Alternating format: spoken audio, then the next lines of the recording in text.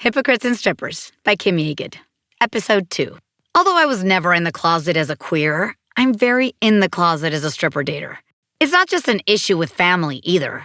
Coming out of the closet is a continual process because sooner or later, someone's going to ask you or your girlfriend that forbidden question. So, what do you do for a living? I work in a bar. Good answer. But she still seems disturbingly off balance when he comes with the follow-up. Are you a bartender? I serve drinks.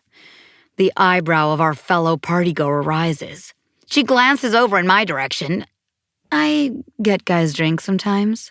Then comes the closer, the one she's so painfully ill-prepared to answer. What bar do you work at?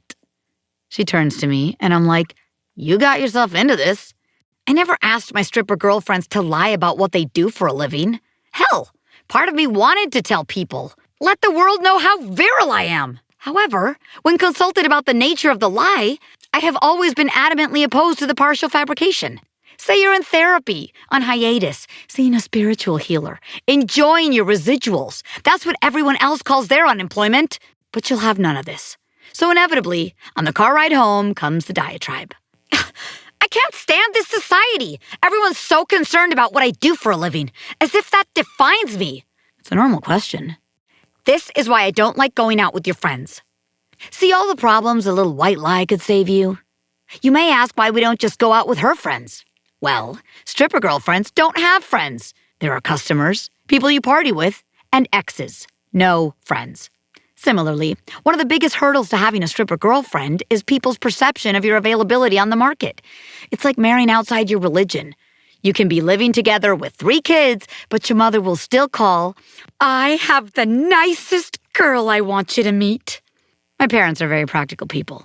So I'm dating a woman. That doesn't mean I still can't land a doctor or a lawyer.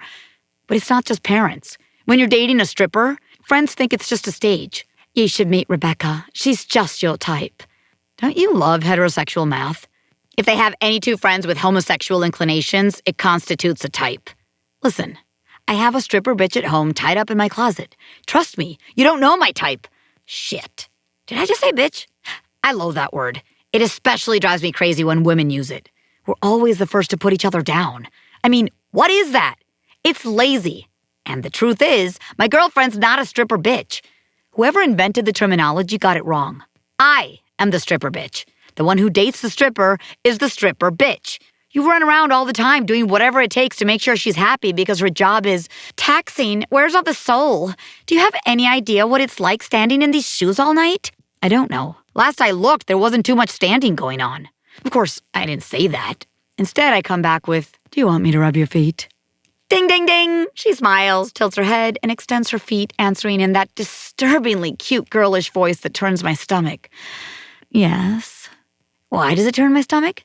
Because it's diminutive, insulting, uncomfortably arousing. So I rub her feet, and she purrs gratifyingly. That feels so good. You know what we should do? No, baby. We should go to a spa. That would be nice. Why don't we? Okay. No, I mean like now. And before I can say anything, she's already packed and halfway out the door. No, this is serious shit.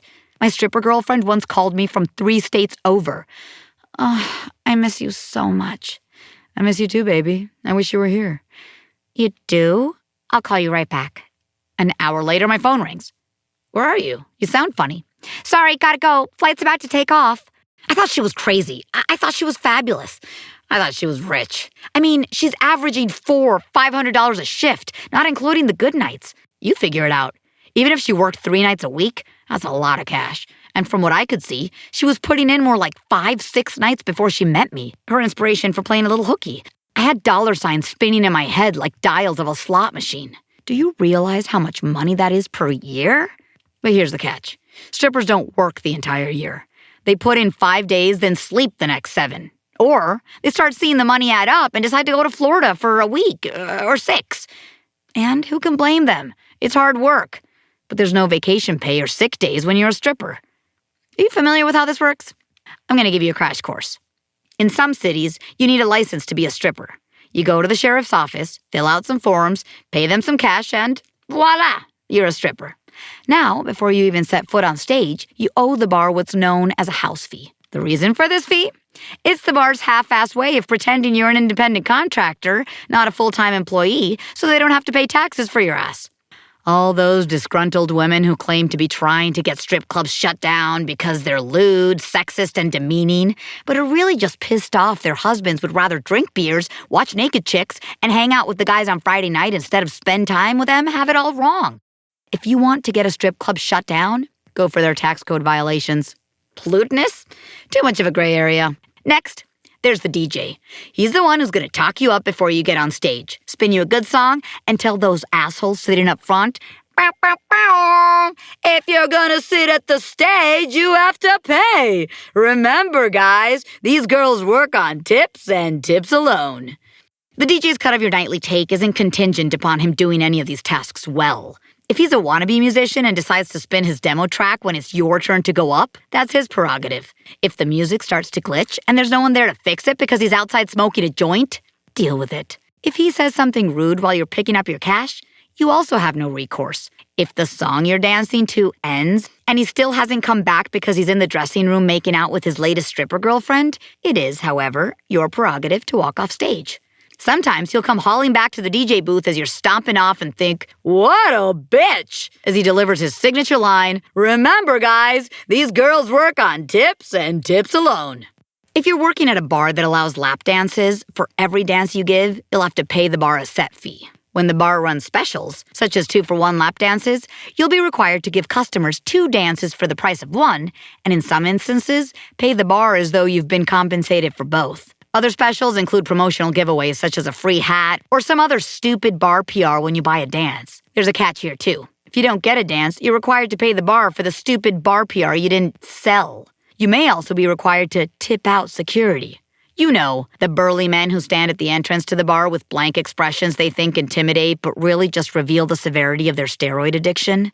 Their purpose? To ensure customers refrain from grabbing, provoking, or otherwise engaging the strippers in a way that violates code, or for which they haven't been properly compensated. The security guard will also escort you, the stripper, to your car upon completion of your shift. He may even carry your bag for you if he thinks there's a little extra something in it for him. If you don't wait for a security guard to escort you to your car, you can be fined or let go by management. This rule isn't waived if you can't locate a security guard because he's dealing drugs, hitting on a bartender, or stepped outside for some blow. Other costs associated with stripping include the late fee. If you don't get to work on time, the bar charges you. The calling in fee. If you call in sick with less than 2 hours' notice, they also charge you. And finally, there's leaving early. If you feel sick or tired or a sudden urge to lodge your 8-inch stiletto into some dumb fuck's cornea, you still can't leave until your shift's over, even if the place is dead. It's the stripper version of Stalinist Russia. And the expenses don't stop there. There are the manicures, the pedicures, the hair dye. Do those morons really think you're a natural blonde? Depending on your build, you may also need a boob job or tummy tuck. Some girls are lucky enough to have a customer offer to buy them a new set of tits, so that takes care of a big expense right there. But there are other customer-pleasing expenditures as well, namely costumes.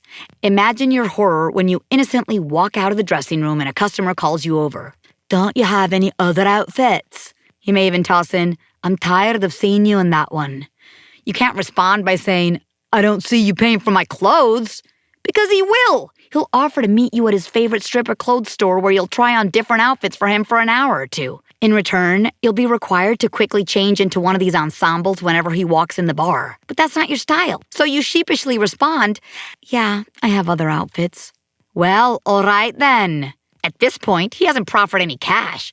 But this is a strip club, and this is how things work. So the next time you go up, you're wearing your red lace two-piece that barely covers your ass. It works very well, I might add, for most people. When you get off stage, you saunter towards him. "Not bad," he says, then offers, "Maybe you shouldn't work so much. People get tired of seeing you. You become like the furniture." You think to tell him, "What loser hangs out at a strip club so much he knows how often I work?" But you don't. This is one of those low-pressure, friendly type of strip clubs, and you're a friendly stripper. He still doesn't offer any cash, so you turn to go. Not in the mood to take any shit, huh? I shouldn't have to take any shit. Why don't you go home and give your wife some shit? All right, maybe you don't add that last part as you walk off mumbling beneath your breath. fucking piece of furniture.